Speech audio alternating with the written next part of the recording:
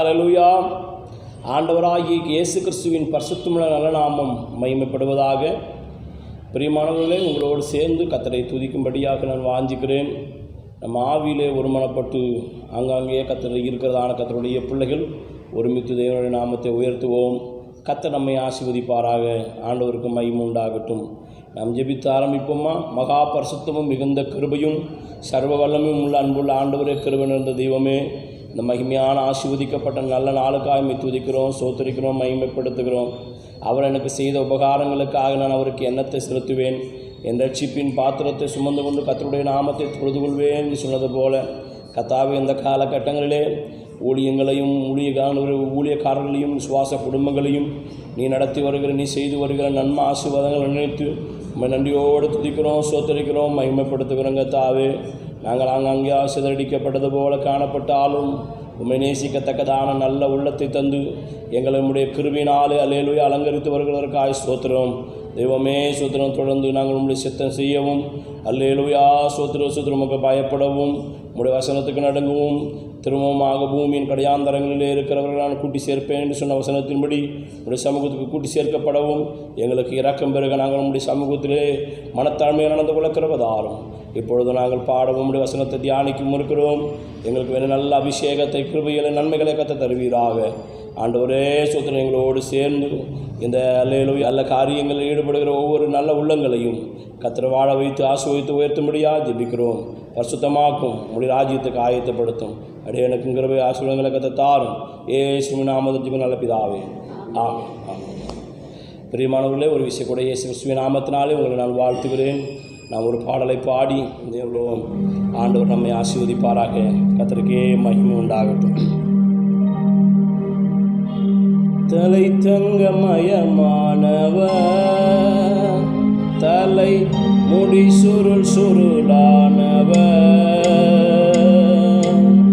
உள்ளத்தை கொள்ளை கொண்டவர், அன்பே உருவானவர். தலை தங்கமயமானவர், தலை முடி சுருள்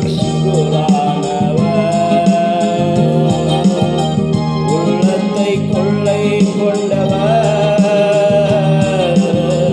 அன்பே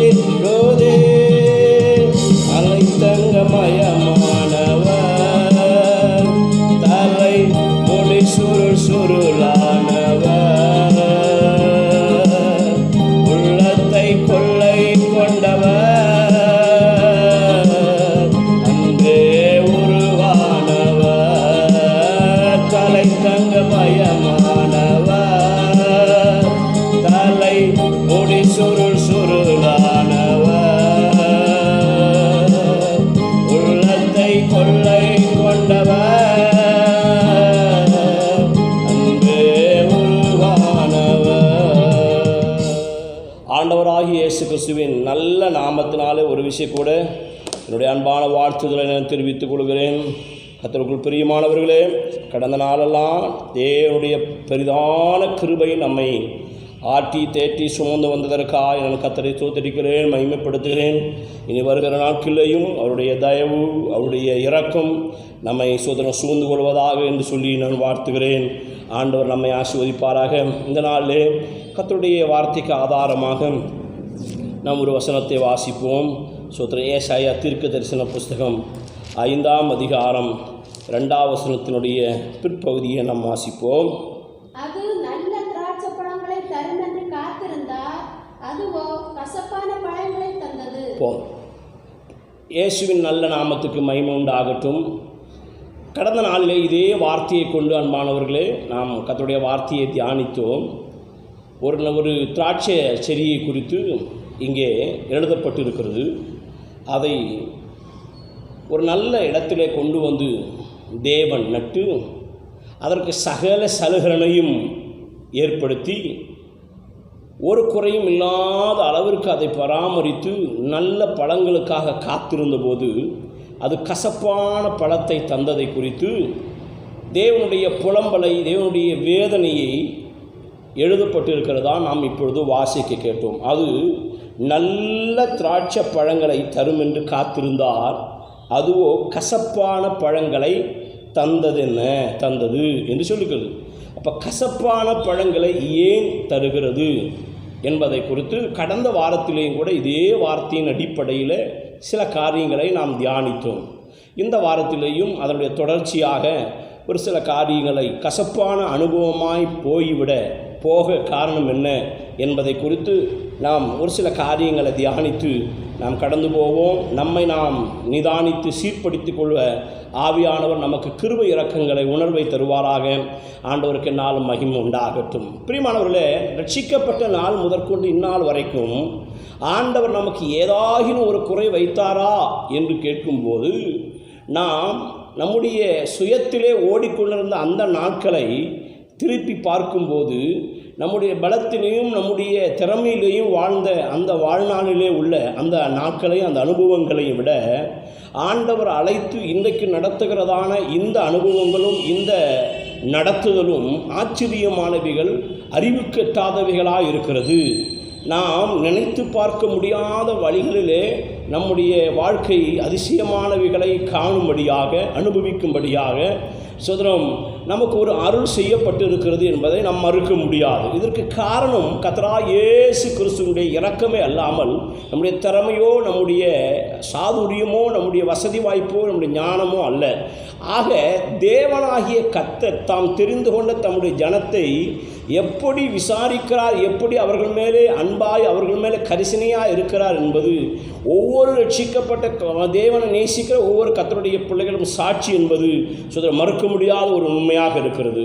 ஆக ஆண்டவராகிய தேவன் இந்த இடத்துல சொல்கிறார், ஒரு கொடியை கொண்டு வந்து நல்ல இடத்திலே நட்டபோது அது கசப்பான பழங்களை தந்தது என்று எரேமியாவில் சொல்லப்பட்டிருந்ததை நாம் அறிந்திருக்கிறோம். ஆகாத கனியை தந்தது என்று சங்கீதம் 80வது சங்கீதத்திலே நல்ல ஒரு வளர்ச்சியை குறித்து சொல்லப்பட்டிருக்கிறது. அதே நேரத்தில் அதனுடைய பயனில்லாத ஒரு நிலைமையை அங்கே காண முடிகிறது என்பதை நாம் அறிந்திருக்கிறோம். ஆக தந்தால் கசப்பானதை தரும், இல்லாவிட்டால் மோசமானதை தரும், இல்லைன்னா ஒன்றுமே தராதவர்களாய் போய்விடுகிறோம் என்றால் காரணம் என்ன? ஆண்டவர் கேட்கிறார், நான் என்னை உங்களுக்கு குறை வைத்தேன், நான் எதை உங்களுக்கு கொடுக்காமல் இருந்தேன், எல்லா நன்மையும் உங்களுக்கு நான் செய்தும், சகல பாதுகாப்பும் உங்களுக்கு நான் அருளியும், நீங்கள் என்னை ஏன் வேதனைப்படுத்துகிறீர்கள், என்னை ஏன் சங்கடப்படுத்துகிறீர்கள், ஏன் என்னை துக்கப்படுத்துகிறீர்கள் என்று சொல்லி ஆண்டவர் இஸ்ரவேல் ஜனங்கள் என்கிறதான ஒரு கூட்டத்தை குறித்து இந்த இடத்திலே ஒரு திராட்சை கொடிக்கு ஒப்பிட்டு பேசுகிறது தான் நாம் இங்கே வாசிக்க கேட்டோம். இஸ்ரவேல் ஜனங்கள் மாத்திரமல்ல, அன்பானவர்களே, தேவனுடைய பிள்ளைகளை நாமும் என்றைக்கு இயேசு கிறிஸ்துவை சொந்த ரட்சகராக ஏற்றுக்கொண்டோமோ, கர்த்தரால் தெரிந்து கொள்ளப்பட்டோமோ, நாமும் கர்த்தருடைய ஜனமாய் மாறி இருக்கிறோம் என்பதில் எந்த விதமான ஐயமும் இல்லை. ஆகவே இங்கே சொல்லி இருக்கிறது, ஆகாததை தர காரணம் என்ன, நான் உனக்கு குறை வைத்தேன். 4வது வசனத்தை கூட ஒரு விஷயம் வாசித்துருவோமா? நான் என் திராட்சை தோட்டத்தை நான் என் திராட்சை தோட்டத்திற்காக செய்யாத எந்த வேலையை அதற்கு இனி செய்யலாம், எந்த ஒரு வேலையை அதற்கு இனி நான் செய்யலாம். அது நல்ல திராட்சை பழங்களை தரும் என்று நான் காத்திருக்க, அது நல்ல திராட்சை பழங்களை தரும் என்று நான் காத்திருக்க, அது கசப்பான பழங்களை தந்ததென்ன. போல் அது தேவன் ஒன்றை உருவாக்குகிறார் என்றால் அதிலே பழுதொன்றும் இல்லாமையாக அல்லது இனி ஒன்றை சேர்ப்பதற்கு ஏதுவான குறைவான ஒரு நிலையோடு கூட அவர் உருவாக்குகிற தெய்வம் அல்ல. அவர் சர்வ ஞானி, அவர் பெரியவர், அவர் செய்கிறது எல்லாமே பூர்ணமானது. சுதரம் அதில் பழுதொன்றும் இல்லை. ஆனால் மனுஷனிடத்திலிருந்து இந்த உலகத்திலிருந்து வருகிறதான நன்மை துக்கமும் ஆபத்தும் தீமையும் நிறைந்ததாக இருக்கிறது. ஒரு நாள் ஒரு மருத்துவமனையிலே உள்ளதான ஒரு அந்த டாக்டர் கொடுத்ததான இந்த சீட்டினுடைய அடியில், மருந்து சீட்டினுடைய அடியில் ஒரு வார்த்தை எழுதப்பட்டிருந்தது. இந்த மாத்திரையை உட்கொள்ளும் போது ஏதாவது பக்க விளைவு ஏற்படுமேயானால் உடனே மருத்துவரை அணுகுவோம் என்று. அப்போது டாக்டரிடத்தில் போகிறதற்கே நம்ம எதையோ ஒன்றை சாப்பிட்டு அது தீமையாக போயிடக்கூடாது, அவங்க படித்தவர்கள், அவங்க அறிவுள்ளவர்கள், அவங்க அனுபவம் உள்ளவர்கள், அவர்கள் எழுதி கொடுத்தா சரியாக இருக்கும் என்று தான் நம்ம அவரிடத்தில் போகிறோம். ஆனால் அவர்களுடைய காரியத்திலையும் தவறு வருகிறது என்பது கீழே எழுதப்பட்டிருக்கிறது. இது உலகத்தினால் வருகிற எல்லாமே வேதனையும் துக்கமும் உள்ளதாக தான் இருக்கிறது. ஆனால் கர்த்தர் செய்கிறதான செயல் அவ்வளவும் பரிபூர்ணம் உள்ளதாக இருக்கிறது. அதனால தான் வசனம் சொல்லி, நிறைவானது வரும்போது குறைவானது ஒழிந்து போகும். தேவன் சிருஷ்டிக்கிற சிருஷ்டிப்பு அவ்வளவும் பூரணமானது. அப்போ அவர் இவ்வளவு நிறைவானவராக இருக்கிற ஒருவர் ஒரு காரியத்தை செய்கிறார். இஸ்ரவேல் ஜனத்தை ரட்சித்து அவர்களுக்கு ஒரு தோட்டத்தை ஏற்படுத்தி அதில் நட்டு அவரிடத்திலே ஒரு நல்ல சுபாவத்தை, நல்ல தன்மைகளை, நல்ல கனியை போன்றதான அனுபவங்களை அவர் எதிர்பார்க்கும் போது அவர்களுக்கு கசப்பானதை தந்தார்கள் என்று சொல்லியிருக்கிறது. இப்போ காரணம் என்ன என்று அவர் உட்கார்ந்து யோசிக்கிறார். என்ன காரணம்? ஒருவேளை நான் இன்னும் ஏதாகிலும் குறை வைத்து விட்டேனோ என்று சொல்லி அவர் தன்னை யோசித்து உட்கார்ந்து ஆராய்ந்து பார்க்கிறார். என்றால் நாம் இந்த கசப்பான கனியை தர காரணம் என்ன? நாம் ஆராய்வது எவ்வளவு அவசியமான ஒன்றாக இருக்கிறது. எதனால் ஆண்டவர் எனக்கு ஒரு குறையும் வைக்கலையே, ஆண்டவர் எனக்கு ஒரு தீங்கும் செய்யலையே, ஆண்டவர் என்னை இன்னை வரைக்கும் ஒரு நிமைப்பொழுது கூட கைவிடவில்லையே, எனக்கு எல்லா விதத்திலேயும் நல்ல அனுகூலமாக நல்ல ஆசீர்வாதமானவராக இருக்கிறாரு, பின்ன ஏன் நான் இப்படி மாறினேன், ஏன் இப்படி இடத்திலிருந்து இப்படி ஆகாத கசப்பான அனுபவம் வெளிப்படுது என்பதை நாம் யோசிக்கிறது உண்டா? கடந்த நாளில் வசித்த அதே வசனத்தை இன்னொரு வசனத்தை கூட நான் உங்களுக்கு ஞாபகப்படுத்த விரும்புகிறேன். யோபுவின் புஸ்தகம் 6ஆம் அதிகாரம் 24வது வசனத்தை நாம் வாசிப்போம். யோபு 6:24 வசனம். எனக்கு உபதேசம் பண்ணுங்கள், நான் மௌனமாயிருப்பேன், நான் எதிலே தவறினேனோ. இது ஒரு மனுஷனுடைய வளர்ச்சிக்கு, ஒரு தேவ பிள்ளைகளுடைய தேவனுடைய பிரியத்தை சம்பாதிப்பதற்கு ஏதுவான ஒரு நல்ல நடக்கைக்குரிய ஒரு அடையாளம் இது. யோபு தேவனால நற்சாட்சி பெற்ற ஒரு தேவ மனுஷன், ஒரு விலையேற பெற்ற பாத்திரம்.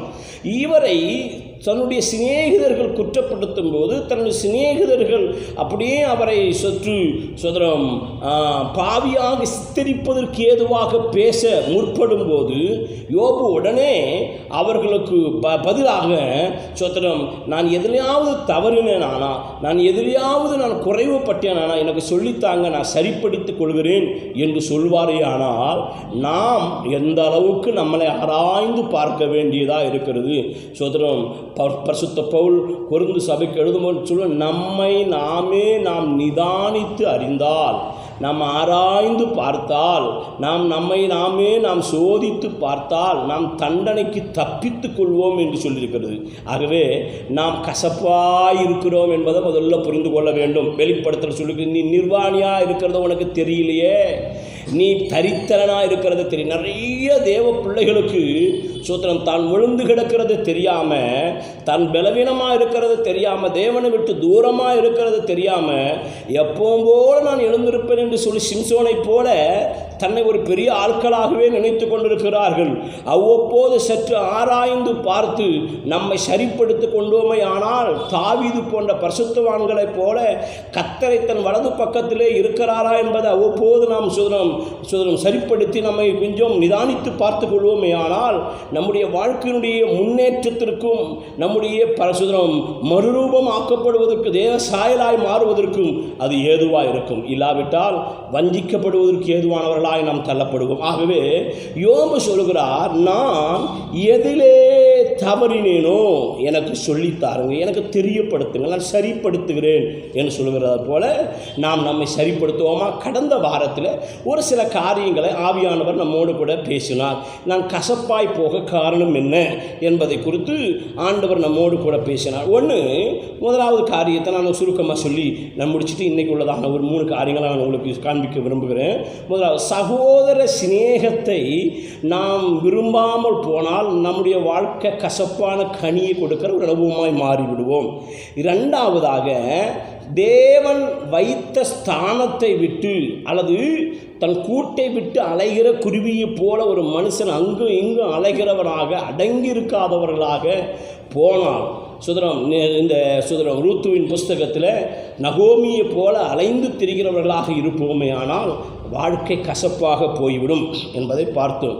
தேவனுக்கு பயப்படாமல் இப்படி தேவனை விட்டு தூரமாய் போனால் கசப்பான ஒரு அனுபவமாக மாறிவிடுவோம் என்பதை பார்த்தோம். இந்த வாரத்தில் கூட ஒரு 3 காரியங்களை நான் உங்களுக்கு சொல்லி நான் சுருக்கமாக ஜெபிக்க விரும்புகிறேன். கர்த்தர் நமக்கு உதவி செய்வாராக. வாசிப்போமா? முதலாவது வசனத்தை வாசிப்போம். பிரசங்கியின் புஸ்தகம் 7ஆம் அதிகாரம் 26வது வசனத்தை வாசிப்போம்.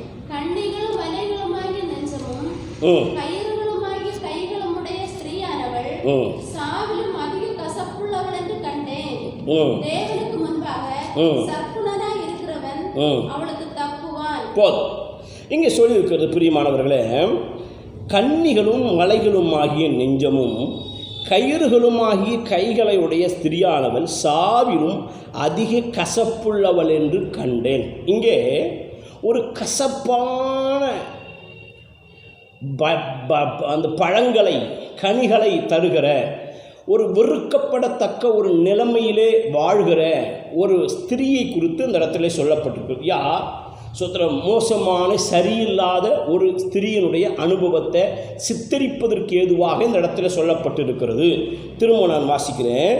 கன்னிகளும் வலைகளுமாகிய நெஞ்சமும் கயிறுகளுமாகிய கைகளையும் உடைய ஸ்திரியானவள் சாவிலும் அதிக கசப்புள்ளவள் என்று கண்டேன். சாவிலும் அதிக கசப்புள்ளவள் என்று கண்டேன். ரொம்ப மோசமான கசப்பாக போக இந்த ஸ்திரியானவளுடைய நிலைக்கு இவ்வளவு மோசமான நிலைக்கு காரணம் என்ன அப்படின்னு இங்கே ஞானி சொல்லுகிறார். எதை குறித்து சொல்லுகிறார் என்றால், ஒரு மனுஷனை வசீகரப்படுத்தி ஒரு மனுஷியை வசீகரப்படுத்தி தேவனோடு கூட சேர்க்கப்பட வேண்டிய தேவ சுத்தம் செய்யப்பட வேண்டிய பரலோகத்திற்கு போக வேண்டிய ஒரு நபரை தன்வசப்படுத்தும்படியாக தன்னிடத்தில் இழுக்கும்படியாக ஒரு மனுஷனுக்கு முன்பாக மனுஷிக்கு முன்பாக காணப்படுகிறதான முயற்சியை உடைய ஆணானாலும் பெண்ணானாலும் அவங்க வாழ்க்கை கசப்பானதாக காணப்படும் என்பதை மறந்துவிடக்கூடாது. திரும்ப நான் சொல்கிறேன்.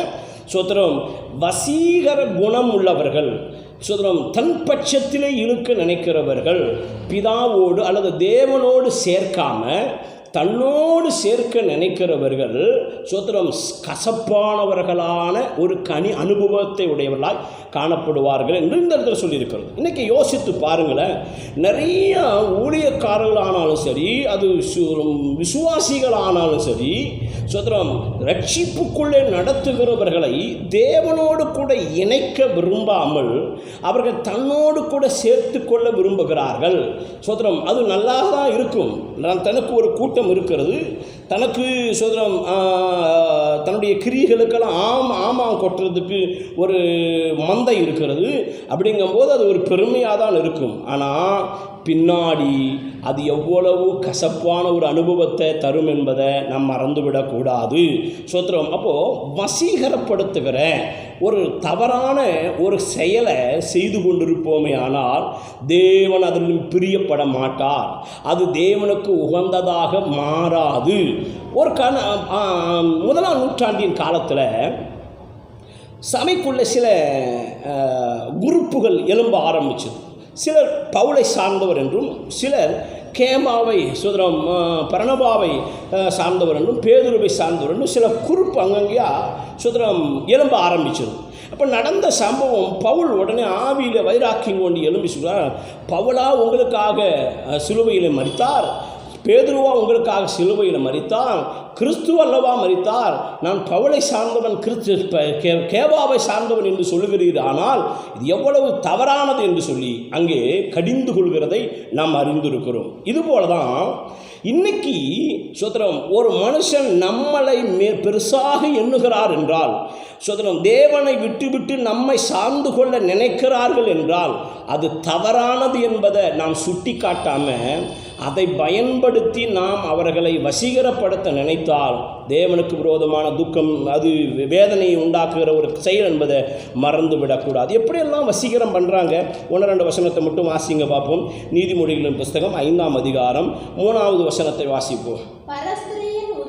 பரஸ்திரியினுடைய உதடுகள் தேன் கூடு போல், சிலருடைய வார்த்தை அவ்வளவு அப்படியே மதுரமாக தேன் கூடு போல் ஒழுகும், அவளுடைய வாய் சிலர் பேசுகிற பேச்செல்லாம் இச்சிக்கத்தக்கதாக சுதரம் உன் உடலை பாவத்திற்குள்ளாக்க, உன் சரீரத்தை பாவத்துக்குள்ளாக்க உன் வாய்க்கு இடங்கூடாதுன்னு சொல்லியிருக்கிறது. வாயினால் நிறைய பேர் கேடு உண்டாக்கி கொள்கிறாங்க.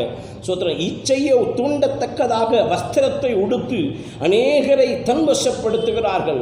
பேச்சு திறமை, ஞானம், தன்னுடைய சாதுரியத்தை வைத்து தன்வசப்படுத்த நினைக்கிறாங்க. நல்லா புரிஞ்சுக்கிடுங்க, சோதரன் அதே நபர் உங்களுக்கு துக்கத்தை உண்டு பண்ணுகிறவர்களாக இருப்பார்கள், அதே நபர் உங்களுக்கு விரோதமாக எழும்புவார்கள். ஆனால் நீங்கள் தேவனோடு சேர்த்து விட்டு நீங்கள் தேவனுக்கு மகிமையை செலுத்துகிறவர்களாக இருப்பீர்கள். ஆனால் உங்கள் வாழ்க்கையும் கசக்காது, அவங்களால் உங்களுக்கு கசப்பு வராது என்பதை நாம் புரிந்து கொள்ள வேண்டும். பிரியமானவர்களே, இன்னைக்கு ஆண்டவராகிய இயேசு கிறிஸ்து இந்த பூமியிலே ஊழியம் செய்த காலத்திலே சோதரம் அவர் தேவனாகிய கர்த்தருடைய சித்தத்தை செய்து முடித்ததாக, எல்லாம் முடிந்தது என்று சிலுவையிலே அவர் சொல்லுகிற ஒரு வார்த்தையை நாம் அறிந்திருக்கிறோம்.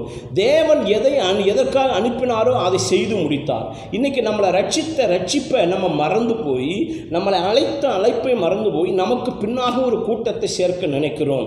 யூதாஸ் என்பவன் தனக்கு பின்னால் ஒரு கூட்டத்தை சேர்த்தான். அவன் மரித்த போது அந்த கூட்டம் சிதறடிக்கப்பட்டது என்று சொல்லியிருக்கிறது. நாம் வார்த்தையினால் இங்கே சொல்லப்பட்டிருக்கிறதான இந்த பரஸ்திரியினுடைய உதடுகள் தேன் கூடு போல, அவ்வளவு பேசும்போது அவ்வளவு இனிப்பாக இருக்கும். சிலர்லாம் பேசுகிற பேச்சு அவ்வளோ வசீகரமாக பேசுவாங்க, எண்ணெயிலும் மிருதுவாக அப்படி வளவளப்பாக இருக்கும் என்று சொல்கிறாங்க சிலருடைய பேச்சு.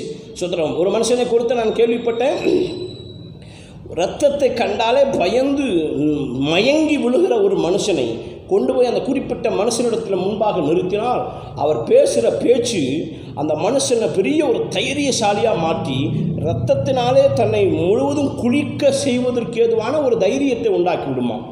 அப்படி பேசுவாங்களாம். இப்படியெல்லாம் பேசுகிறவங்க இருக்கிறாங்க. இன்றைக்கி சபையிலே அப்படி தான் சோத்திரம் ஊழியத்துக்கு விரோதமாக, ஊழியக்காரர்களுக்கு விரோதமாக, தேவனுக்கு விரோதமாக சோத்திரம் தனக்கு ஒரு கூட்டத்தை சேர்த்து கொண்டு இன்றைக்கி எதையோ பேசி இன்றைக்கி வேதனைக்கு மேலே வேதனையை சம்பாதித்து கொண்டு இருக்கிறார்கள். பிரியமானவர்களே, இந்த சத்தத்தை கேட்க நீங்கள் யாரானாலும் சரி, நாம் ஒரு கூட்டத்துக்கு தலைவராக இராமல் தேவனோடு சேர்க்கிறவர்களாக நாம் இருப்போமே, ஆனால் நாம் நல்ல கனி கொடுக்கிற ஒரு அனுபவம் உள்ளவர்களாய் மாறுவோம். இன்றைக்கி கசப்பான ஆகாத ஏன் கனியே இல்லாத ஒரு நிலைக்கு காரணம், தேவனோடு கூட சேர்க்கப்பட வேண்டிய நம் இனிமையான வார்த்தைகளினால, நம்முடைய வளவளப்பான வார்த்தைகளினால ஜனங்களை நரகத்துக்கு நேராக நாம் நடத்தி கொண்டிருக்கிறதுனால நம்முடைய வாழ்க்கை கசப்பாய் போய்விட்டது. 7ஆம் அதிகாரத்தை கூட திருப்பங்க பார்ப்போம். நீதிமொழிகளின் புஸ்தகம் 7ஆம் அதிகாரத்தில் 21வது வசனத்தை வாசிப்போம். இங்கே சொல்ல மிகுதியான நிறைய பேச தெரியும். அங்கே ஒரு ஸ்திரியை பொறுத்து சொல்லுகிறது, கயிறுகளும் கண்ணிகளும் நெஞ்சுமும் அப்படி இப்படின்னு சொல்லிருக்குது. அப்படிப்பட்ட ஒரு ஸ்திரீ மனுஷனை வஞ்சித்து, மனுஷனை ஏமாற்றி, தன்வசப்படுத்தி அவனை நாஸ்தி பண்ணி விடுகிறாள் என்று சொல்லிருக்கிறது. இங்கே இனிப்பான வார்த்தை, அப்படியே வளவளப்பான வார்த்தை. அடுத்து சொல்லுகிறது மிகுதியான சொற்கள். நிறைய பேச தெரியும், எனக்கு பெரிய அது இருக்குது, திறமை இருக்குது, அனுபவம் இருக்குது அப்படின்னு சொல்லி நிறைய பேசுகிறாங்கன்னு பேசி சொத்துறோம் இனிய சொற்களால் வசப்படுத்தி தன்னுடைய உதடுகளின் மதுர வாக்கினால் இணங்க பண்ணினாள். பார்த்தீங்களா, இணங்க பண்ணினாள். அந்த முடிவு என்னாச்சு? அந்த மனுஷனுடைய முடிவு பரிதாபமாக போச்சுன்னு சொல்லிருக்குது. சரி, அதெல்லாம் இருக்கட்டும். ஸோ அதில் எப்படி ஒரு மனுஷனை வசீகரப்படுத்துகிறாங்க? பேச தெரியும்னு சொல்லி பவுல் ஒரு முறை பிரசங்கம் பண்ணி கொண்டு இருக்கும்போது, ஸோ அதில் ஒரு மனுஷன் பவுலுடைய பிரசங்கத்தை கேட்டு, சாட்சியை கேட்டு பயந்து போய், போதும் நிறுத்தப்பா, இன்னும் கொஞ்சம் கூட அவன் பேச்சை கேட்டால் நானும் உன்னை போல ஆயிடுவேன்னு சொன்னார். பவுல் சொன்னார், என்னை போல இந்த கட்டுகள் தவிர மீதி எல்லாவற்றிலும் என்னை போல ஆக வேண்டும்னு நான் விரும்புகிறேன்கிறார். அப்போ பவுல் எப்படிப்பட்டவராக இருந்திருப்பார்? ஆனால் அவர் தன்னை போல ஆக வேண்டும் என்று விரும்புவார். கொஞ்சம் யோசித்து பாருங்கள். நாம் நடத்துகிற நபர் நம்மை போல ஆகணும்னு சோத்திரம் நமக்கு விருப்பம் இருக்குது. ஆனால் உண்மையாகவே அது தேவனுக்கு முன்பாக நீதியாக இருக்குமா? தேவனுக்கு முன்பாக சரியானதாய் காணப்படுமா அப்படின்னு யோசிக்கும்போது அது சரியானதாக இராது என்பதை புரிந்து கொள்ள வேண்டும். பிரியமானவர்களே, இந்த நல்ல சோத்திரம் ராத்திரி நேரத்தில், இந்த நல்ல நேரத்திலேயும் கூட நாம் கர்த்தருடைய வார்த்தையை கேட்கும்போது சோத்திரம் நமக்குள்ளே ஒரு மனம் திரும்புதல், நமக்குள்ளே ஒரு உணர்வு உருவாக வேண்டும். என்ன உணர்வு? சோத்திரம் தேவனுடைய சோத்திரம் காரியத்தில் அவருக்கு மகிமை உண்டாக, அவருக்கு சோத்திரம் பிரியமுண்டாக நாம் நடக்க நாம் முற்பட வேண்டும். நம்மோடு கூட ஆட்களை சுதரம் அல்லது சுதரம் ஜனங்களை சேர்க்காம தேவனோடு கூட சேர்க்கிறவர்களாக இருக்க வேண்டும். அப்படிப்பட்டவர்களாக நாம் நடந்து கொள்வோமே ஆனால் நம்முடைய வாழ்க்கை மதுரமுள்ளதாய் மாறும். நாம் தொடர்ந்து அந்த முதல் வசனத்தை கூட அந்த பிரசங்கின் புஸ்தகத்தை திருப்பிக் கொள்வோமா? 7ஆம் அதிகாரம் 26வது வசனத்தை வாசிப்போம் திரும்பவுமாக.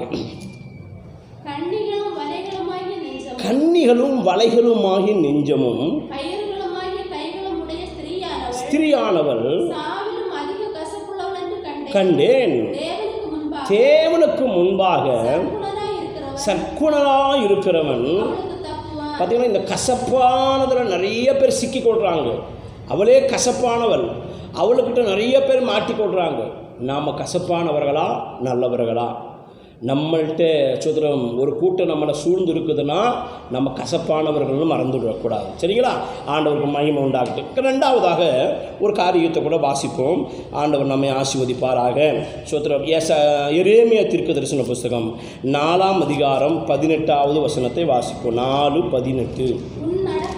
உன் நடக்கையும் உன் கிரியைகளுமே இவைகளை உனக்கு நேரிட பண்ணின. இது இவ்வளவு இத்தனை கசப்பாக இருந்து உன் இருதயம் மட்டும் எட்டுகிறதற்கு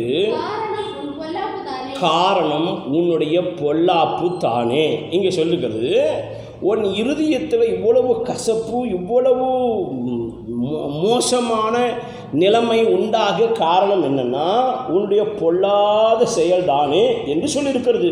உன் நடக்கையும் உன் கிரியைகளுமே இவைகளை உனக்கு நேரிட பண்ணின.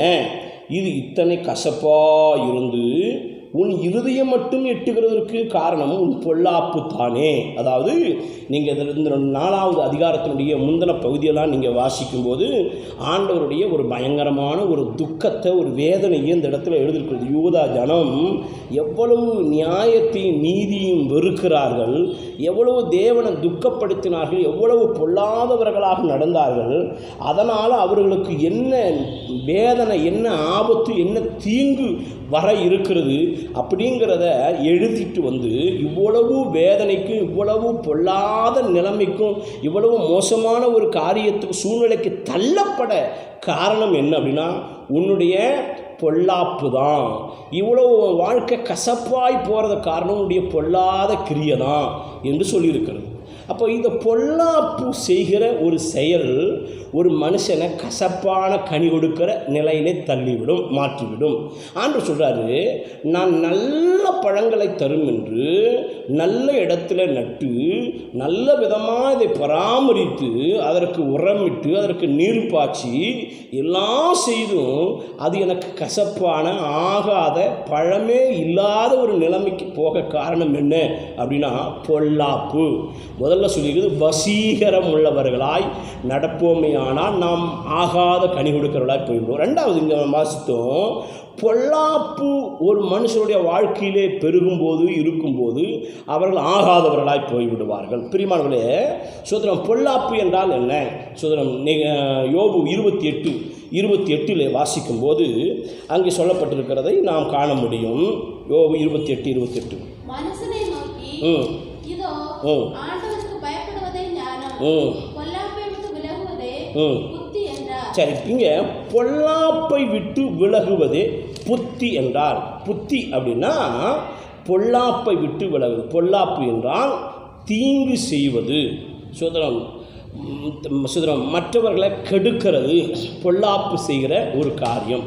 சுதரம் இன்னைக்கு ரொம்ப ஈஸியாக மற்றவங்களுக்கு தீங்கு செய்ய, மற்றவங்களை கெடுத்து பேச, மற்றவங்களை துக்கப்படுத்த, மற்றவங்களை அளவைக்க ரொம்ப தேறினவர்களாக, ரொம்ப வளர்ந்தவர்களாக ஆண்டவருடைய பிள்ளைகள் காணப்படுகிறார்கள் என்பது வேதனைக்குரிய ஒன்றாக காணப்படுகிறது.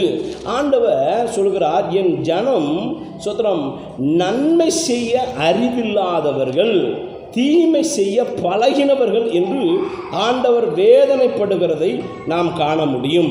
அன்பானவர்களே, சோத்திரம், கர்த்தர் இந்த அளவுக்கு வேதனையும் துக்கத்தையும் உடையவராக இருக்க காரணம் மனுஷனுடைய பொல்லாத நடக்கை, மனுஷனுடைய துக்கிரியை. அப்போ பாருங்கள், சோத்திரம், நாம் வாசித்தோம், இவ்வளவு கசப்பாய் போக காரணம் எரேமியா, உன் பொல்லாப்பு தானே, உன் பொல்லாப்பு தானே. நம்முடைய பொல்லாத ஒரு வாழ்க்கை, பொல்லாத ஒரு நடக்க நம்முடைய கசப்பானவர்களாய் மாற்றிவிடும். எத்தனை பேருக்கு நாம் சந்தோஷத்தை உண்டாக்குறவர்களாய் நாம் வாழ்ந்து வருகிறோம். பவுல் சொல்கிறாரு, இன்றைக்கி நாங்கள் தரித்திர, நீங்கள் ஐஸ்வர்யவான்கள், நாங்கள் பலவீனர்கள், நீங்கள் பலவான்கள், நாங்கள் இப்படியெல்லாம் மாறினதுனால தான் நீங்கள் நல்லா இருக்கிறீங்க என்கிறார். ஆனால் அடுத்தவங்களை கெடுத்து ஏறுவதற்கு, மேலே உயருவதற்கு இன்றைக்கி நினைக்கிற கூட்டம் தான் அதிகமே தவிர, அடுத்தவங்களை உயர்த்தி அடுத்தவங்களை வாழ வைத்து நினைக்கிற அவர்களை உயர்த்த வேண்டும், அவர்கள் தேவனோடு கூட சேர்க்கப்பட வேண்டும் என்று நினைக்கிற கூட்டங்கள் எத்தனையாக இருக்கிறது. பிரியமானவர்களே, ஆண்டவராக இயேசு கிறிஸ்து சொல்கிறார், சோத்திரம், அவர் தனக்கானவைகளை தேடலையாம்.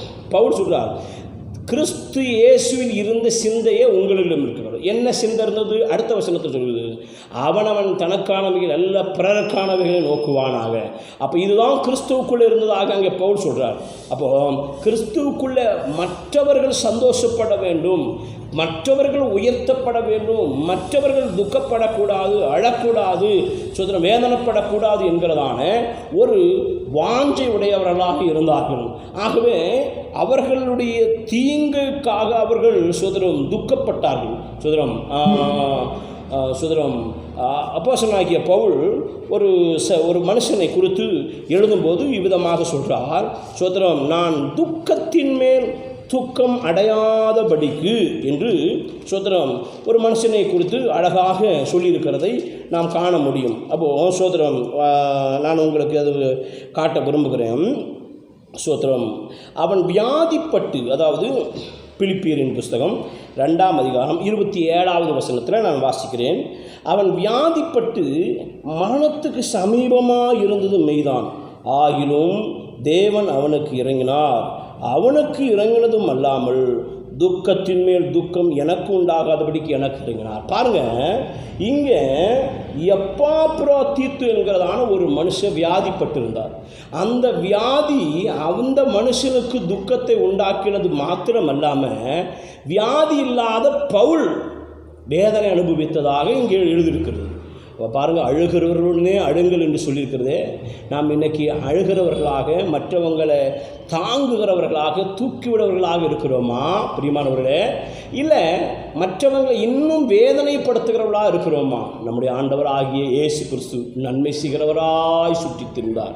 ஒரு மனுஷனுக்கு ஒரு தீங்கு செய்யலை, தன்னை சிலுவையில் அறைந்தவர்களை கூட பார்த்து அவர்களை மன்னிக்கும் என்று அங்கேருந்து பரிந்து பேசின ஒரு நல்ல அன்புள்ள தேவனாகிய கர்த்தர் தான் நம்முடைய ஆண்டவராகிய இயேசு கிறிஸ்து. இப்படிப்பட்டவருக்கு பிள்ளையாக இருந்து, இப்படிப்பட்டவரால் நடத்தப்பட்டு, இப்படிப்பட்டவரால் போதிக்கப்பட்டு, இப்படிப்பட்டவரால் நாம் பாதுகாக்கப்பட்டு, இப்படிப்பட்டவரால் நாம் உடுத்துவிக்கப்பட்டு போஷிப்பிக்கப்பட்டு இன்றைக்கி நாம் எதை வெளிப்படுத்துகிறோம்? ஆனால் பொல்லாதவர் கிரியைகளை வெளிப்படுத்துகிறவர்களாக இருக்கிறோம். நம்முடைய பொல்லாத கிரியை எவ்வளவு துக்கத்தை ஆண்டவருக்கு உண்டாக்குகிறதா இருக்கிறது. ஆபிரகாமை குறித்து ஒரு காரியத்தை நான் உங்களுக்கு காண்பித்து கொடுக்க விரும்புகிறேன். ஆதியாகமத்தின் புஸ்தகம் 20ஆம் அதிகாரத்தில் சுதரம் அபிமெலேக்கு என்று சொல்லுகிறதான ஒரு ராஜா ஆபிரகாமை பார்த்து சொல்கிறார். சுதரம் 20ஆம் அதிகாரம் 9வது வசனத்தில், அப்பொழுது அபிமெலேக்கு ஆபிரகாமை அழைத்து, நீ எங்களுக்கு என்ன காரியம் செய்தாய்? நீ என் மேலும் என் ராஜ்யத்தின் மேலும் கொடிய பாவம் சுமர பண்ணுகிறதற்கு உனக்கு நான் என்ன செய்தேன் என்கிறார். அப்போ ஆபிரகாம் ஒரு நல்ல மனுஷன். ஆபிரகாம் யாருக்கும் தீங்கு செய்யாத ஒரு தேவ மனுஷன். இப்படிப்பட்டவரை பார்த்து அபிமெலேக்கு சொல்கிறார், நீர் எங்கள் மேலே கொடிய பாவத்தை சுமர பண்ணுகிறவராக இருந்தீர் என்று சொல்லுகிறார். எதனாலனா ஒரு சின்ன பொய் சொன்னதனால. அவர் சொன்னது தன்னை காப்பாற்றி கொள்ள வேண்டும் என்று தானே தவிர அவன் கிட்ட அழிஞ்சு போகணுங்கிறதுக்காக அல்ல. ஆனால் இன்னைக்கு மற்றவங்களை கெடுக்கிறதற்கு எதுவாக எவ்வளவு பொய்யும் எவ்வளவு ஏறவும் எவ்வளவு இறங்கவும் ஆயத்தமாக இருக்கிறாங்க இன்றைக்கி ஜனங்க. கொஞ்சம் கவனிக்கணும் ஆண்டவருடைய பிள்ளைகளை. நம்மெல்லாம் ரட்சிக்கப்பட்ட கர்த்தருடைய பிள்ளைகள். தீங்கு செய்ய நாம் அறியாதவர்களாக இருக்க வேண்டும். நன்மை செய்ய பழகி இருக்க வேண்டும். ஆண்டவர் சொல்கிறார், பொல்லாப்பு செய்ய பழகினவர்கள் என்று சொல்லி நம்மளை குறித்து நான் நன்மையே செய்து பழகும்போது நான் பெத்த பிள்ளை இப்படி இருக்குது என்று சொல்லி அவர் வேதனைப்படுகிறார். அப்படிப்பட்டவர்களாக நாம் இருந்து கர்த்தருக்கு துக்கத்தை உண்டாக்குறவர்களாய் மனவேதனையை உண்டாக்குறார். அதுபடிக்கு நல்ல கனி கொடுக்க பொல்லாப்பு எல்லாம் நன்மையை செய்ய நாம் பழகும்போது ஆண்டவர் நம்மை ஆசீர்வதிப்பார். கர்த்தருக்கு நாளும் மகிமை உண்டாகட்டும். ஒரு வசனத்தை கூட நான் வாசித்து நான் முடிக்க ஜெபிக்க விரும்புகிறேன். அப்போஸ்தலர் நடபடியின் புஸ்தகம் 8ஆம் அதிகாரம் 23வது வசனத்தை நான் உங்களுக்கு முன்பாக வாசிக்கிறேன். அப்போஸ்தலர் 8ஆம் அதிகாரம் 23வது வசனத்தை வாசிப்போம்.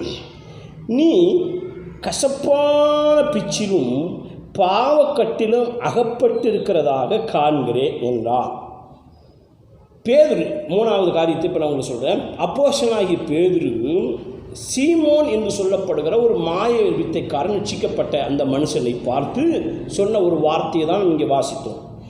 கசப்பான கட்டிலும் பாவக்கட்டிலும் நீ அகப்பட்டு இருக்கிறாய் அப்படின்னு சீமோன் என்று சொல்லப்படுகிற ஒரு மாய வித்தைக்காரனாக இருந்த ரட்சிக்கப்பட்ட அவனை பார்த்து சொல்லுகிற ஒரு வார்த்தை தான் இங்கே சொல்லப்பட்டிருக்கு. அப்போது இந்த மாய வித்தை செய்து கொண்டிருந்த மனுஷன் ரட்சிக்கப்பட்டுட்டான். நல்ல ஒரு தேவ மனுஷனாக மாறிட்டான். பரிசுத்தாவின் அபிஷேகமும் பெற்றான். இப்போ இந்த மனுஷன் இவ்வளவு நல்ல ஒரு சபையில் சேர்க்கப்பட்டு நல்லவர்களோடு கூட இணைக்கப்பட்டு நல்ல உபதேசத்துக்கு பங்குள்ளவனாய் மாறி பரலோகத்துக்குரியவனாய் ஒரு சுதரம் பாக்கியத்தை பெற்று இந்த சீமோன் கசப்பான கனியை கொடுக்க கசப்பானவனாய் காணப்பட காரணம் என்ன அப்படின்னா இங்கே சொல்லப்பட்டிருக்கிறது, பணத்தினால் நாம் எதையும் செய்திடலாம் அப்படின்னு சொல்லி ஒரு எண்ணம் இவனுக்குள்ளே இருந்தது. அதனால் இவன் வாழ்க்கை நல்ல கனி கொடுக்கிறதா இல்லை, கசப்பான கனியை கொடுக்கிறதாக காணப்பட்டது என்று வேதம் சொல்லுகிறது. திரும்ப நான் அந்த வசனத்தை வாசிக்கிறேன். நீ கசப்பான பிச்சிலும் பாவக்கட்டில் அகப்பட்டிருக்கிறாய். இந்த சீமோன் பிலிப்புனாலே இயேசு கிறிஸ்துவை ஏற்றுக்கொண்டு இவன் நல்ல ஒரு சபையில் நாட்டப்பட்டு ஊழியத்தில் மிகுந்த உதவியாக இருந்தார். இந்த சீமோனை இந்த பிலிப்பினாலே சபையிலே சமாரியாவில் ஒரு எழுப்புதல் உண்டாயிருக்கிறத அப்போஸ்தலர்கள் கேள்விப்பட்டு யோவானையும் பேதுருவையும் அனுப்பினார்கள். யோவானும் பேதுரும் வந்து பார்க்கும்போது ஒரு நல்ல ரட்சிக்கப்பட்ட ஒரு சமாரியாவில் ஒரு பெருங்கூட்டத்தை கண்டார்கள். ரொம்ப சந்தோஷம். அவர்கள் ஞானஸ்நானம் எடுத்திருக்கிறாங்க, இயேசுவை ஏற்றுக்கொண்டிருக்கிறாங்க. ஆனால் பரிசுத்தாவின் அபிஷேகத்தை பெறலை. அதனால் அவங்களுக்கு திரும்பவுமாக ஒரு கூட்டத்தை ஏற்பாடு பண்ணி அவங்க மேலே கைகளை வைத்தபோது பரிசுத்தாவின் அபிஷேகம் அவர்கள் மேலே இறங்கினதை அநேகர் கண்டு சந்தோஷப்பட்டாங்க. அதில் ஒருவன் தான் இந்த சீமோன். இந்த சீமோன் பேதுரு கையை வைத்தான் பரிசுத்தாவின் அபிஷேகம் இறங்குகிறாரு, நானும் கையை வச்சு அபிஷேகத்தை இறங்க பண்ணணும்னு நினச்சி பணத்தை கொண்டு வந்து பேதுருவிடத்தில் கொடுத்து, நீர் செய்கிறதுபடி நானும் செய்யணும், எனக்கு அந்த வரத்தை கொஞ்சம் தாரும் என்று கேட்டார். பேதுருவுக்கு கோபம் வந்து சோத்திரம் அங்கே சொல்கிறாரு, சோத்திரம் பேதுரு அவனை நோக்கி, தேவனுடைய வரத்தை பணத்தினாலேயே சம்பாதித்து கொள்ளலாம் என்று நீ நினைத்தபடியால் உன் பணம் உன்னோடு கூட நாசமாய் போக கடவுது. உன் இருதயம் தேவனுக்கு முன்பாக செம்மையாயிராததுனால இந்த விஷயத்தில் உனக்கு பங்கும் இல்லை, பாகமும் இல்லை. ஆகையால் நீ உன் துர்க்குணத்தை விட்டு மனம் திரும்பி தேவனை நோக்கி வேண்டிக்கொள்ள, ஒருவேளை உன் இருதயத்தின் எண்ணங்கள் உனக்கு மன்னிக்கப்படும். நீ கசப்பான பிச்சிலும் பாவக்கட்டிலும் அகப்பட்டிருக்கிறாய் என்று அவனை பார்த்து சொன்னார். அப்போ இவன் கசப்பான நிலைமைக்கு நேர தள்ளப்பட காரணம், சோத்திரம் பணத்தை கொண்டு சாதிச்சிடலாம், தனக்கு திறமை இருக்குது, அறிவு இருக்குது, தனக்கு நிறைய ஆள் பலம் இருக்குது, நான் சாதிச்சிடுவேன், நான் கட்டிடுவேன், நான் இடிச்சிடுவேன், நான் சுதந்திரம் முடிச்சிடுவேன், நான் அப்படி பண்ணுவேன், நான் இப்படி பண்ணுவேன், நான் சுதந்திரம் என்ன உயர்ந்துருவேன் அப்படின்னு நினைக்கிறாங்க சுதந்திரம். ஆனால் இந்த ஒரு சுயத்தினால் ஓடும்போது தேவன் அவனுக்கு எதிரியாக இருக்கிறார். அந்த மனுஷனுடைய வாழ்க்கை கசப்பானதாய் போய்விடுங்கிறத மறந்துவிடக்கூடாது. சோத்திரம் பலத்தினாலும் அல்ல, பராக்கிரமத்தினாலும் அல்ல, தேவனுடைய ஆவியினால் தான் எல்லாம் ஆகும் என்பதை நாம் புரிந்து கொள்ள வேண்டும். எவ்வளவுதான் நமக்கு உடையவதாக நாம் இருந்தாலும் என்னால் ஒன்றும் முடியாது, எல்லாம் அவருடைய கிருபைதான் என்று சொல்லி நாம் எந்த அளவுக்கு அவருக்கு முன்பாக நம்மை தாழ்த்துகிறோமோ அந்த அளவுக்கு உயர்த்தப்படுவோம், அந்த அளவுக்கு நம்முடைய வாழ்க்கையில் நற்கனிகள் பெருகும். அதை விட்டுட்டு நம்ம என்னால் முடியும் அப்படின்னு நாம் நினச்சோம் அப்படின்னா, எனக்கு வசதி வாய்ப்புகள் இருக்கிறது, எனக்கு அறிவு இருக்கிறது, எனக்கு திறமை இருக்கிறது நாம் நினச்சோம்னா நம்முடைய வாழ்க்கை கசப்பானதாய் போய்விடும். சுதந்திரம் ஒரு மனுஷனை குறித்து நான் உங்களுக்கு சுதந்திரம் காண்பிக்க விரும்புகிறேன். 2 நாளாகமத்தின் புஸ்தகம் 16ஆம் அதிகாரம். சோத்திரம் 2 நாளாகமத்தின் புஸ்தகம் 16ஆம் அதிகாரத்தில் ஒரு வசனத்தை நான் உங்களுக்கு முன்பாக வாசிக்கிறேன். 2வது வசனத்தை நான் வாசிக்கிறேன். அப்பொழுது ஆசா கர்த்தருடைய ஆலயத்திலும் ராஜாவின் அரண்மனையிலும் உள்ள பொக்கிஷங்களில் உள்ள வெள்ளியும் பொன்னையும் எடுத்து தமஸ்குவில் வாசம் பண்ணுகிற பெனாதாத் என்னும் அசீரிய ராஜாவின் இடத்திற்கு அனுப்பி, எங்கே சொல்லியிருக்கிறது சோதரன். அடுத்தது சோதரன் 3வது வசனத்தில் சொல்லியிருக்கிறது, எனக்கும் உமக்கும் என் தகப்பனுக்கும் உம்முடைய தகப்பனுக்கும் உடன்படிக்கை உண்டே, இதோ வெள்ளியும் பொன்னும் உமக்கு அனுப்புகிறேன், இஸ்ரவேலின் ராஜாவாகிய பாசா என்னை விட்டு விலகும்படிக்கு நீர் அவனோடு செய்த உடன்படிக்கையை தள்ளி போடும் என்று சொல்லி அவனிடத்தில் அனுகூலத்துக்காக உதவிக்காக தன்னுடைய செல்வாக்கு தன்னுடைய ராஜரிகம் நிற்க வேண்டும் என்பதற்காக ஒரு பணம் இருக்கிறது என்று சொல்லி அதனால் தக்க வைத்து கொள்ளலாம் என்று சொல்லி பிரயாசப்பட்டான். ஆனால் இந்த காரியம் கர்த்தருடைய பார்வையிலே பொல்லாப்பா இருந்தது. பணத்தை கொண்டு பொருளை கொண்டு உன்னை கட்டிக்கிடலாம், உன்னை வாங்கிடலாம், உன்னை முடிச்சிடலாம் அப்படின்னு செஞ்ச காரியம் தேவனுக்கு முன்பாக பொல்லாப்பா. எவ்வளவு இருந்தாலும் அன்பானவர்களே, தேவனுடைய பிள்ளைகளை, நம்ம என்னால் ஆகும்னு நம்ம நினச்சோமானா நம்ம தவறி இருக்கிறோம், நம்ம குறைவுபட்டிருக்கிறோம், நம்ம விழுந்துட்டோம்னு அர்த்தம். நல்லா புரிஞ்சுக்கிடுங்க. சோத்திரம் என்ன வசதி இருந்தாலும் அவரால் எல்லாமே என்னால் ஒன்றும் செய்ய முடியாது என்று சொல்லி நாம் தாழ்த்துவோமே ஆனால் மென்மேலும் வளர மென்மேலும் பலப்பட அது ஏதுவானதாய் காணப்படும். ஆம், கிறிஸ்துவுக்குள் பிரியமானவர்களே, இன்னைக்கு கசப்பானவர்களாய் போக காரணம் இந்த சீமோன் நல்ல ரட்சிக்கப்பட்ட ஒரு மனுஷன், நல்ல ஒரு ஐக்கியத்திலே சேர்க்கப்பட்ட ஒரு மனுஷன், நல்ல ஒரு உபதேசத்தை கேட்ட பரிசுத்தாவின் அபிஷேகத்தை பெற்ற மனுஷன். ஆனால் அவனுக்கு ஜென்ம சுபாவம் போகல. பணத்தினால் நான் எல்லாவற்றையும் சாதிச்சிருவேன்னு சொல்லி நினச்சி ஒரு நினப்பு இருந்தது, அது வெளியில் வந்தது. அதனால் அவன் கசப்பான ஒரு நிலைமையில் கனி தருகிற ஒரு நிலைமையில் அவன் வாழ்கிறான் என்பதை அங்கே ஆவியானவர் உணர்த்தினான். இன்றைக்கும் பிரியமானவர்களே, நமக்கு இருக்கிறதான திறமை, அறிவு, படிப்பு, பட்டம், சுதந்திரம், தொழில், இதெல்லாம் நம்ம நம்பி இருந்தோமானா நாம் நற்கனி கொடுக்க முடியாது. கிறிஸ்துவை நம்ப வேணும். ஒன்றுமில்லாத நிலைமையில் ஒன்றை உருவாக்குகிற தெய்வம், பட்சி பட்சிக்கிறவனிடத்திலிருந்து பட்சினமும் பலவானிடத்திலிருந்து மதுரத்தையும் வரப்பண்ணுகிறதான கர்த்தர். அவர் பலவீனனையும் அவர் இல்லாதவைகளையும் தெரிந்து கொண்டு அவர்களை உயர்த்துகிறதான தேவன். அவர் புழுதியில் இருந்து குப்பையிலிருந்து தூக்கு விடுகிற ராஜாக்களோடு பிரபுக்களோடு உட்கார பண்ணுகிறதான தேவன். உன்னுடைய ஞானத்தையும் உன்னுடைய பணத்தையும் உன்னுடைய திறமையும் கொண்டு தான் உன் ஆசீர்வதிப்பார் என்றால் நீ தப்பான அறிவுள்ளவர்களாக இருக்கிறீர்கள் என்று அர்த்தம். ஆகவே இந்த தவறான நிலையிலிருந்து நாம் மனம் திரும்பி ஒரு நல்ல தேவனுக்கு உகந்தவர்களாய் நாம் வாழுவோம், தேவனை பிரியப்படுத்துவோம், நற்கனி கொடுக்கிறவர்களாய் மாறுவோம். ஆண்டவர் நம்மை ஆசீர்வதிப்பாராக. நாம் ஆகாத கனியாக கசப்பான கனியாக கொடுக்க 3 காரணங்களை நான் உங்களுக்கு சொன்னேன். முதலாவது காரணம் சோத்திரம், மற்றவங்களை வசீகர பண்ணுகிற தன் பட்சத்தில் இழுக்கிற ஒரு எண்ணம் ஒரு செயல்பாடு இருந்ததுன்னா நாம் நல்ல கனி கொடுக்க முடியாது. 2வது பொல்லாதவர்களாய் நாம் காணப்பட்டோமே ஆனால் நற்கனி கொடுக்க முடியாது. 3வது சொல்லியிருக்கிறது, பணத்தினால் நான் இதையும் சாதிச்சிடுவேன்னு நினச்சா அது நமக்கு உதவாது, அது நம்மளை தேவனுக்கு முன்பாக யோகியர்களாக நிறுத்தாது. ஆகவே நாம் நல்ல கனி கொடுக்கணும்னா இதெல்லாம் நம்மை விட்டு கலைந்து யோபு சொல்ல, நான் இதிலே தவறினேனோ எனக்கு சொல்லித்தாருங்க, நான் அதை சரிப்படுத்துகிறேன், நான் சீர்படுத்துகிறேன் சொன்னார். நாம் நம்மை சீர்படுத்த ஒப்பு கொடுப்போமா? நம்ம சரிப்படுத்த ஒப்பு கொடுப்போமா? ஆண்டவர் உங்களை திரும்பவுமாக சோதரம் நேசித்து உங்களை திரும்பவும் 1 வருஷம் கூட உங்களுக்கு கூட்டி கொடுத்து உங்களை கொத்தி எரு போட்டு உங்களுக்கு தண்ணீர் பாய்ச்சி நல்ல கனி கொடுக்க அவர் வாஞ்சிக்கிறார், அது விரும்புகிறார். எல்லாருடைய கண்களை மூடி ஆண்டவரை நோக்கி பார்ப்போமா? ஆண்டவரே, நாங்கள் இவ்வளவு கசப்பான நிலைமையில் இருந்தோம், ஆகாத கனியை தந்தும் எங்களை தள்ளி விடாமல், எங்களை வெறுத்து விடாமல், ஆண்டவரை திரும்பவும் ஒரு விஷயம் கூட எங்களுக்கு ஒரு காலங்களை நேரங்களை எங்களுக்கு கூட்டி தந்து நல்ல கனிக்காக எங்களிடத்தில் காத்திருந்து இவ்வளவு நன்மையை பெற்று நாங்கள் நல்ல கனி கொடாத பட்சத்திலும் உங்களுடைய அன்பு விலகலை சாமி, உங்களுடைய இறக்கம் எங்களை விட்டு நீங்களே நாங்கள் கேட்ட வசனத்தின்படி கசப்பாய் போக காரணம் ஜனங்களை என் பட்சத்திலே நான் சேர்க்கக்கூடாது. என் அழகினால, என் அறிவினால, என் திறமையினால நான் என் பட்சத்தில் சேர்த்து சாவிலும் அதிக கசப்புள்ளவராக வாழ்ந்த அப்படிப்பட்ட மோசமான ஸ்திரீகளைப் போல நான் வாழாதபடிக்கு தேவன் பட்சமாய் சேர்த்து தேவனுக்கு கனத்தை உண்டாக்கி நீதிமொழிகள் 31ஆம் அதிகாரத்தில் ஒரு குணசாலியான ஒரு விளையேறப்பெற்ற ஒரு ஸ்திரியை குறிப்பிடுகிறது. அவள் அவ்வளவு பாடுபட்டும் மூப்பர்களோடு தன் புருஷனை உட்கார பண்ணி தன் புருஷனுக்கு கனத்தை ஏற்படுத்தினாள் என்று நாங்கள் அறிந்திருக்கிறோம். இதுபோல எவ்வளவுதான் பாடுபட்டால் அப்பிரயோஜனமான ஊழியக்காரர்கள் என்று சொல்லணுமே தவிர என் பட்சத்தில் நாங்கள் சேர்க்கக்கூடாது.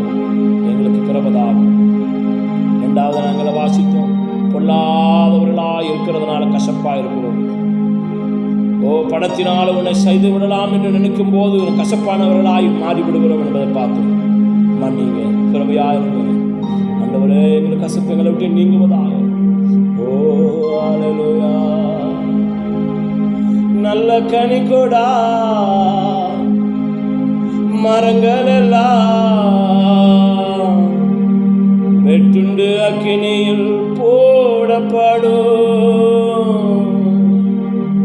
நல்ல கனி கொடா மரங்கள் எல்லாம் வெட்டுண்டு அக்கினியில் போடப்படும். ராஜா வருகிறார் ஆயத்தமாவோ, ராஜா வருகிறார் ஆயத்தமாவோ, இயேசு வருகிறார் எதிர்கொண்டு செல்லுவோம். நம்ம இயேசு வருகிறார் எதிர்கொண்டு செல்லுவோம். பள்ளங்கள் எல்லாம் நிரம்பிட வேண்டும், ஆலைகள் குண்டுகள் தகர்ந்திட வேண்டும். நேராகணும், கரடானவை சமமாகணும். பொன்னதானவை நேராகணும், சரடானவை சமமாகணும். செபிப்போமா? மகா பரிசுத்தமும் மிகுந்த கிருபையும் நிறைந்த நல்ல பிதாவே, அன்புள்ள ஆண்டவரே, இந்த மனமகிழ்ச்சியான நல்ல நாளுக்காக துதிக்கிறோம், சோத்தரிக்கிறோம். அது நல்ல கனி தரும் என்று காத்திருக்க அதுவோ கசப்பான கனியை தந்தது என்ன என்று நாங்கள் கடந்த வாரமும் இந்த வாரமும் தியானித்தோம். கசப்பாய் போக காரணம், ஓ ஹல்லேலூயா, என் பட்சத்திலே எங்கள் பட்சத்திலே நாங்கள் மகிமையை, மேன்மையை, பெருமையை, கனத்தை சேர்க்க நினைத்தால், ஆட்களை சேர்க்க நினைத்தால் கசப்பாய் போய்விடுவோம். கனத்தையும் துதியையும் ஹல்லேலூயா ஆடுகளையும் ஜனங்களையும் உம்மிடத்திலே நாங்கள் சேர்க்க வேண்டிய நாங்கள் எங்களிடத்திலே சேர்த்தால் கசப்பானவர்களாக இருப்போம் என்பதையும், பொல்லாத கிரியைகளை உடையவர்களாக இருந்தால் கசப்பானவர்களாக இருப்போம் என்பதையும், பணத்தினாலே எல்லாவற்றையும் சாதிக்கலாம் என்று நினைத்தால் கசப்பானவர்களாக தான் இருப்போம் என்பதையும் ஆவியானவர் பேசினேன். இந்த வார்த்தையின்படியே நாங்கள் எங்களை உய்த்து ஆராய்ந்து சீர்படுத்தி எங்களுக்கு இருக்கிறதான கசப்பான நிலைமைகளெல்லாம் எங்களை விட்டு நீங்கி நாங்கள் நல்ல கனி கொடுக்க வாங்கிக்கிறோம்ப்பா. எங்களுக்கு கிருபைதாருங்க, எங்களை ஆசீர்வதிங்க, எங்களை அல்லேலூயா. அன்னைக்கு சங்கீதம் 80ஆம் சங்கீதத்தில் சொல்லப்பட்டது போல அது ஆகாத, அது கனி இல்லாத ஒரு நிலைமையாக இருந்ததுனாலும் அதனுடைய அடைப்பை பிடுங்கி அதனுடைய வேலியை தகர்த்து காற்று பண்டிகள் உழுது போடுவதற்கு எதுவாய் அதை கைவிட்டது போல எங்களை கைவிடாமல் ஒரு வருஷங்கூட கூட்டி தந்து நல்ல கனி கொடுக்கறதுக்கு ஒரு வாய்ப்பை ஏற்படுத்தி வைத்திருக்கிறீங்களே நாதா. அந்த தருணத்தை நாங்கள் அல்லேலூயா அல்லேலூயா நாங்கள் மிஸ்யூஸ் பண்ணாதபடிக்கு நாங்கள் சரிப்படுத்தி கொண்டு எங்களை பேதுரு சொன்னது போல எதிலே தவறு எனக்கு சொல்லுங்கள், நான் சீர்படுத்துகிறேன் என்று சொன்னது போல நாங்கள் கேட்ட வசனத்திலே நாங்கள் எங்களை சரிப்படுத்தி ஆண்டவரே நல்ல கனி உள்ளவர்களாக நாங்கள் மாற கிருபைதாரும். அல்லேலூயா. தேவனாகிய கர்த்தர் தம்முடைய தோட்டத்திலே வந்து அருமையான கனிகளை புசிப்பாராக என்று சொல்லியிருக்கிறது போல ஆண்டவரே சபைக்குள்ளே வரும்போது, எங்களுடைய வீட்டுக்குள்ளே வரும்போது எங்களை நல்ல கனி உள்ளவர்களாக கண்டு சந்தோஷப்பட, எங்களிலே ஆண்டவரே அல்லேலூயா மகிமைப்பட எங்களை ஆண்டவரை வரவேற்கிறோம். எங்களை ஆசீர்வதி. வசனத்தை கேட்ட யாவர் மேல் கிருபையாக தொடர்ந்து ஊழியத்தை ஆசீர்வதி. தேசத்திலே காணப்படுகிற வேதனைகள், பயங்கள், திகில்கள் எல்லாவற்றையும் நீக்கும். தேசம் தேவனாகிய கர்த்தரை தேடுவதாக, தேவனிடமாய் திரும்புவதாக, தேசத்திலே தேவன் உயர்ந்தருளுவீராக, பரிசுத்த தேவனாகிய கர்த்தர் எழுந்தருளுவீராக. உமக்கே கனமகிமை உண்டாகட்டும். மீட்புரட்சம் இயேசு நாமத்தை ஜெபிக்கிறோம் நல்ல பிதாவே. ஆமேன், ஆமேன், ஆமேன். ஆண்டவர் உங்களை ஆசீர்வதிப்பாராக. அல்லேலூயா.